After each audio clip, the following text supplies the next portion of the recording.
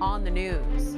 It's a community concerned that the migrant crisis will never end. Whether they agree with the politics or not, people are doing whatever they can to help the hundreds of migrants who have landed here on Staten Island. I'm Jessica Easthope with the conditions and desperation they're facing. Also, they are young students in the Diocese of Brooklyn praying the rosary for a cause that's very close to their hearts. And Viva l'Italia! Italians march the streets to celebrate Columbus Day, but they're also standing by their convictions about the holiday. Great job! Plus, we'll meet the high-tech hospital employee whose job it is to help put young patients at ease. I'm Christine Persichetti. This special edition of Currents News starts right now.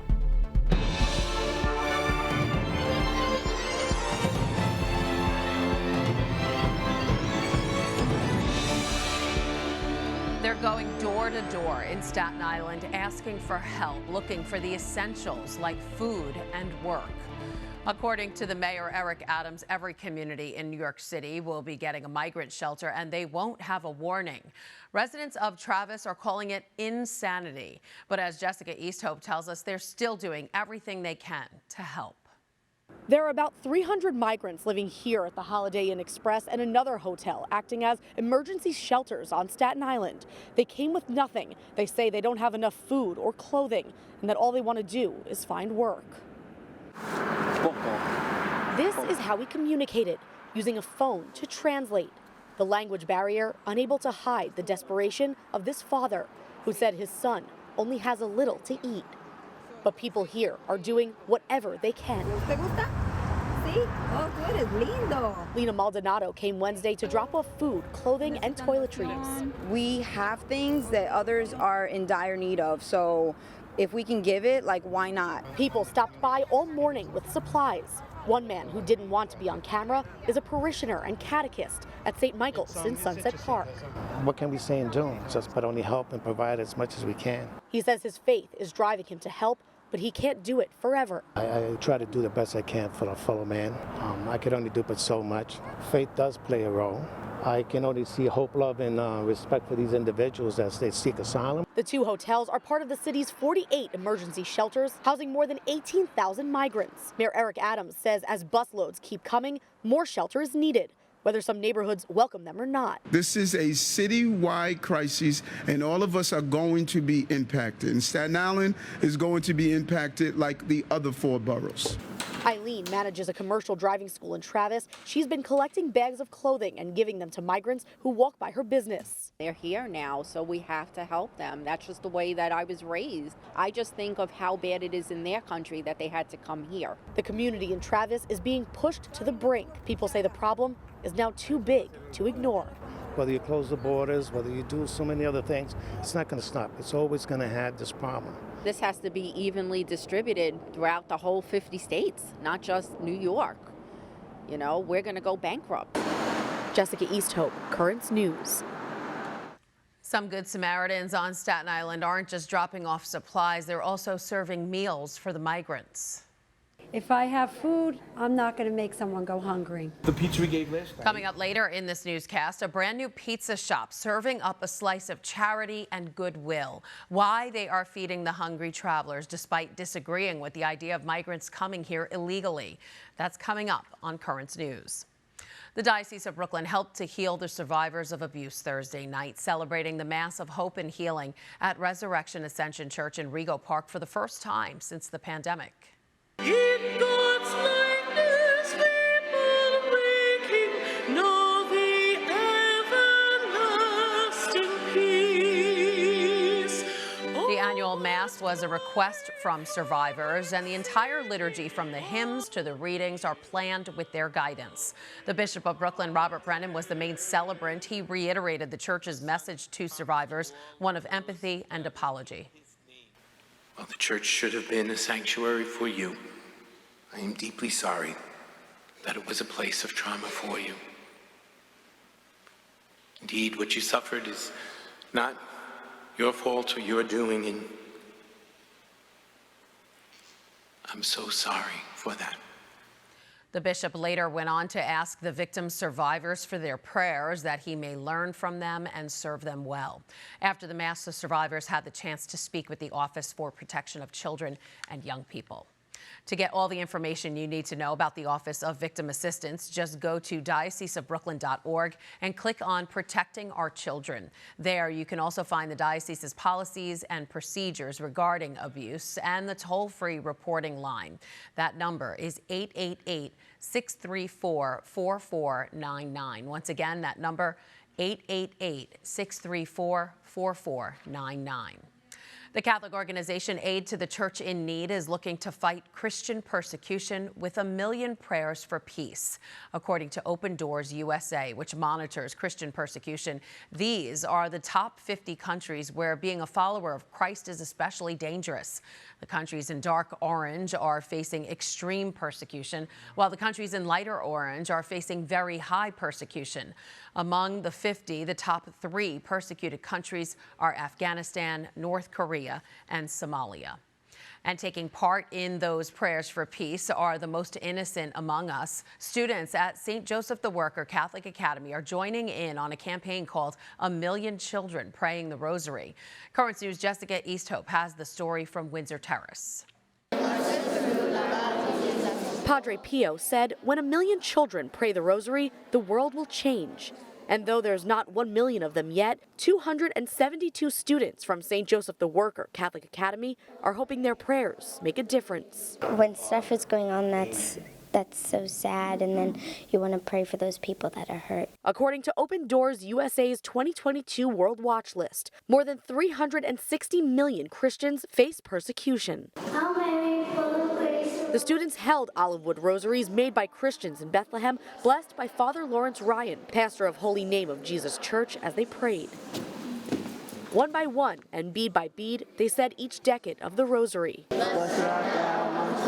It was all for Aid to the Church in Need's 1 Million Children Pray the Rosary campaign. The annual initiative encourages children to pray for peace and unity throughout the world. We look at it as an opportunity for the rosary to become something that people can rely upon and also build their faith, while also supporting the people in very difficult places like Nigeria, Pakistan, and other places where people suffer for their faith. Principal Stephanie Gurman says participating in the Rosary Rally is teaching her students about ongoing Christian persecution and the power of prayer. Bringing hope and peace, to people that are suffering and people that are being persecuted all over the world. We knew that'd be a message that resonated really well with our students. Though scenes of war and violence playing out in places like Ukraine and the Middle East are far in distance, the students kept them close in their hearts. It can literally change the world because there might be wars, people starving, hungry out in the world.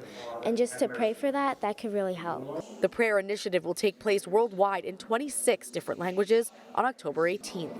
In Windsor Terrace, Jessica Easthope, Currents News. There's still time to register and join in with the kids taking part. Just go to churchinneed.org/kids-praying-rosary. A reminder, the prayer is happening on October 18th.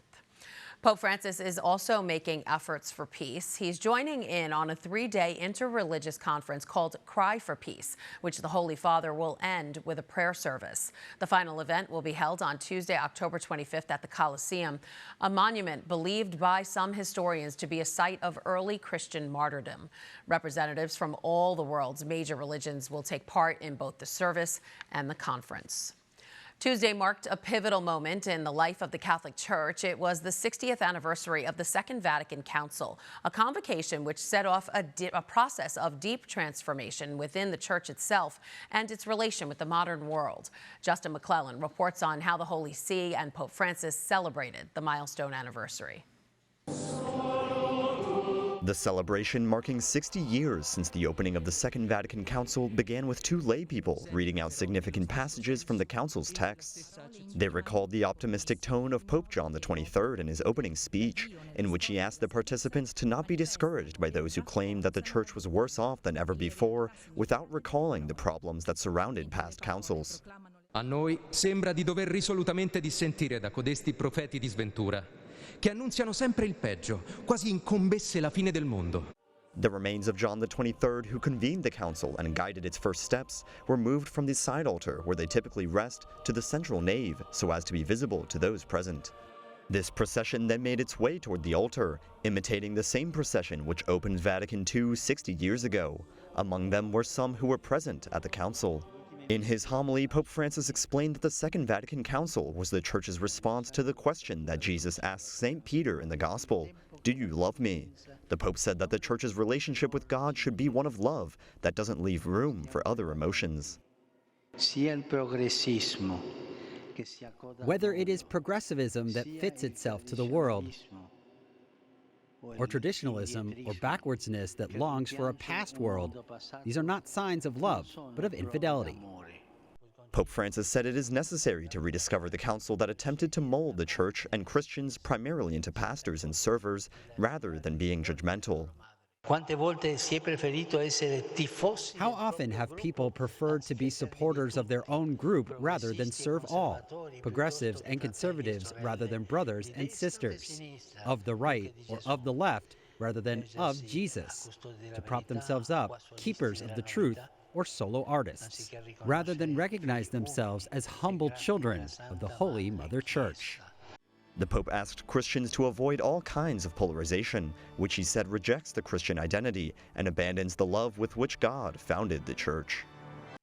That was Justin McClellan reporting. One of the most notable effects of the Second Vatican Council were some major changes to the Mass. They include the Mass being translated from the traditional Latin into the language of the locals.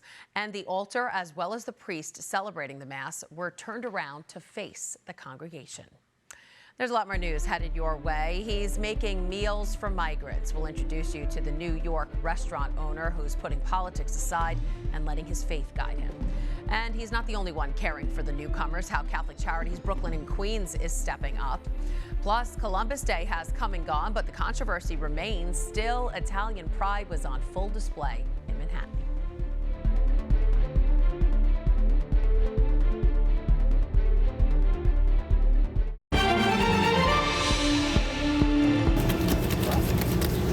He's a Staten Island business owner guided by faith to help the migrants, and he's putting politics aside to feed the hungry. As we reported earlier, hundreds of migrants are now living in 2 hotels in the Travis neighborhood. They don't have enough food or clothing and have been going door to door asking for donations. Currents News' Jessica Easthope tells us about the pizza place that's making meals for the migrants. Verdi's Pizza and Pasta House has been open for 31 days.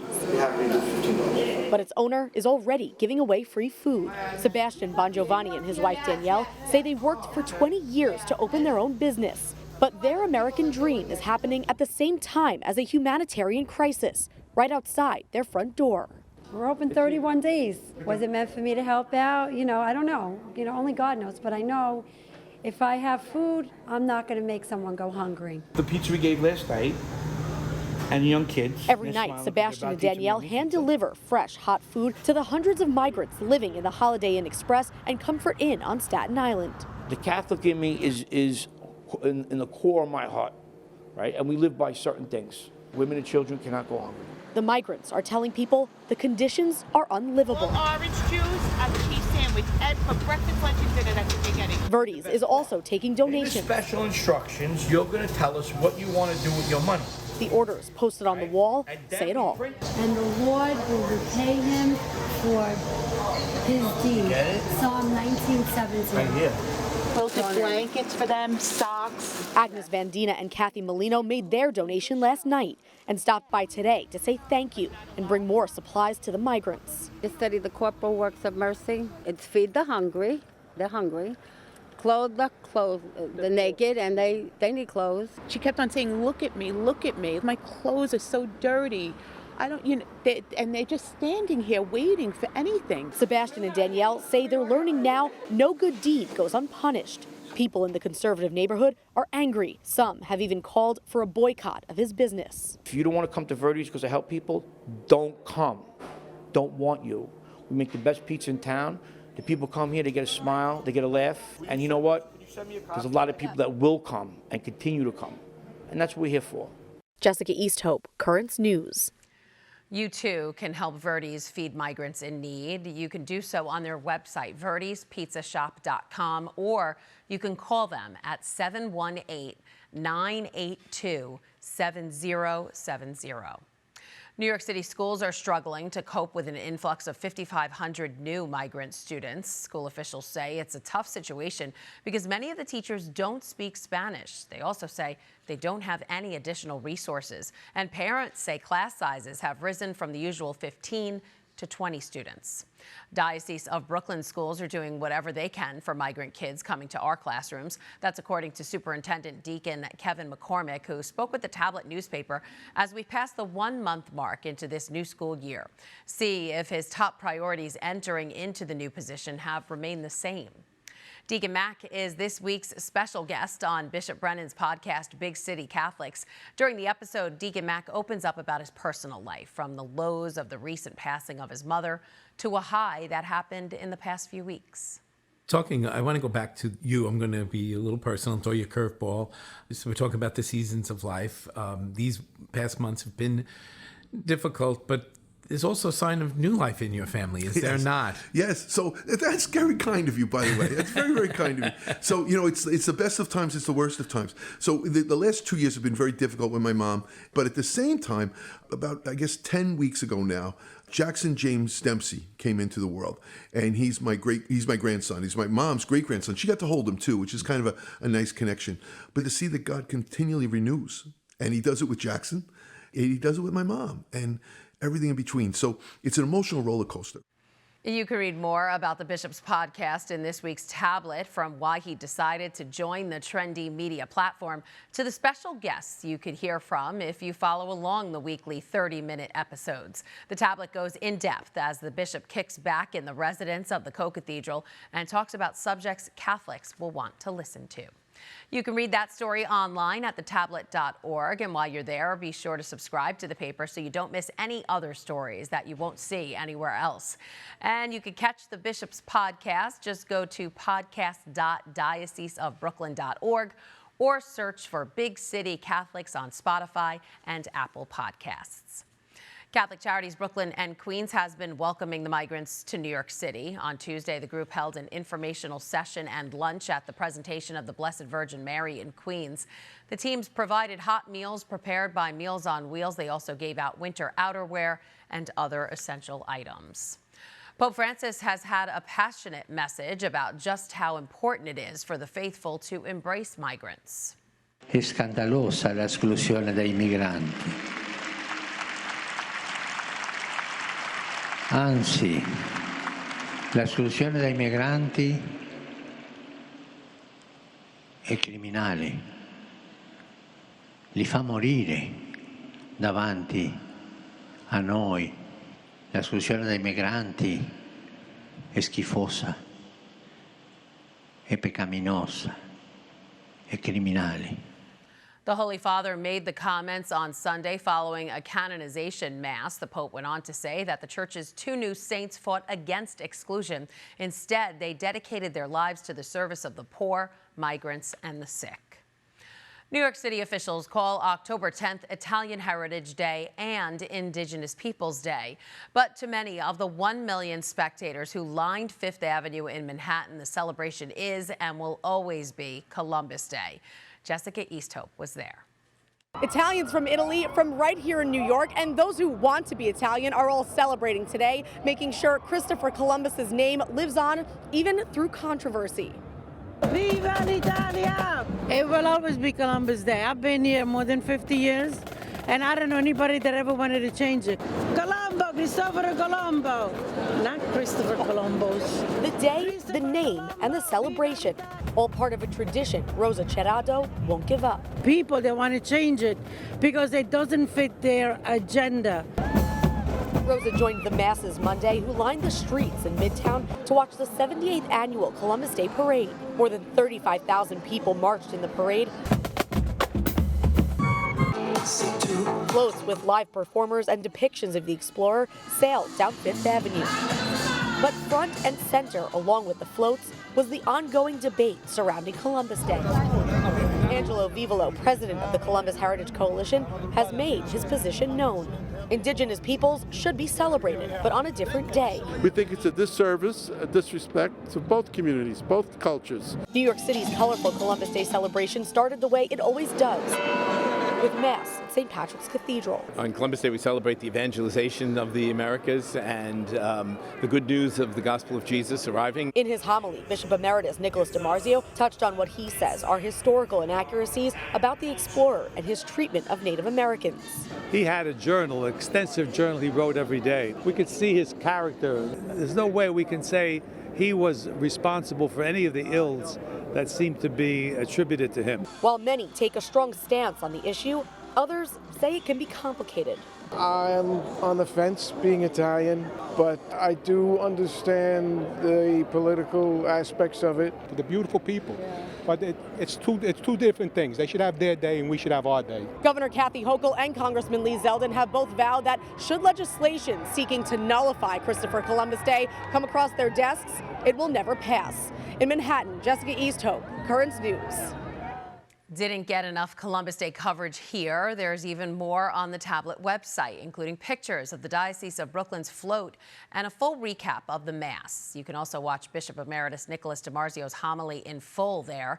Just follow online at thetablet.org. Still to come on Currents News, it's not a person or a cute dog, but this new high-tech employee at this pediatric hospital is making kids feel comfortable. We'll explain.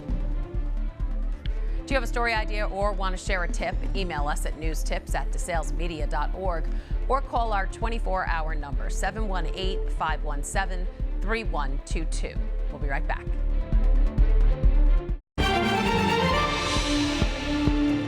Finally tonight, being in a hospital can be a scary experience for children. So some pediatric centers around the world are bringing in a high-tech friendly face to make it a little easier for the kids.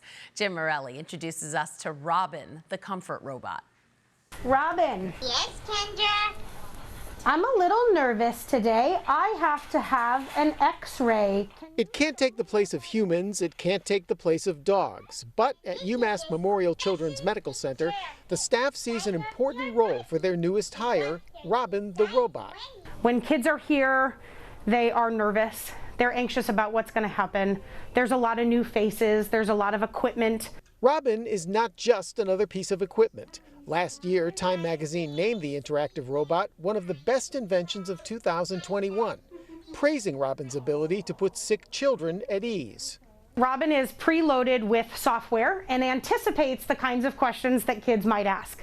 And Robin asks the kind of questions that can lead to engagement with pediatric patients. Jim, what is your favorite animal? Easing loneliness, alleviating fear, these are some of the immediate benefits of an interaction with Robin. But evidence suggests deeper benefits may be possible. Initial research for Robin the robot actually showed decreased admission times, increased compliance in a medical setting for things like getting out of bed and taking medication. UMass Memorial is the first children's hospital on the East Coast to acquire Robin and only the third in the U.S. My favorite animal is the chicken. And Robin's favorite food is pizza, if only they could eat it. You got it! Great job! Love it. That was Jim Morelli reporting. Robin is expected to stay at UMass Memorial Children's Medical Center for at least a year. And that is Currents News. I'm Christine Persichetti. Thank you for joining us because we are putting your faith in the news. Hope to see you again next time.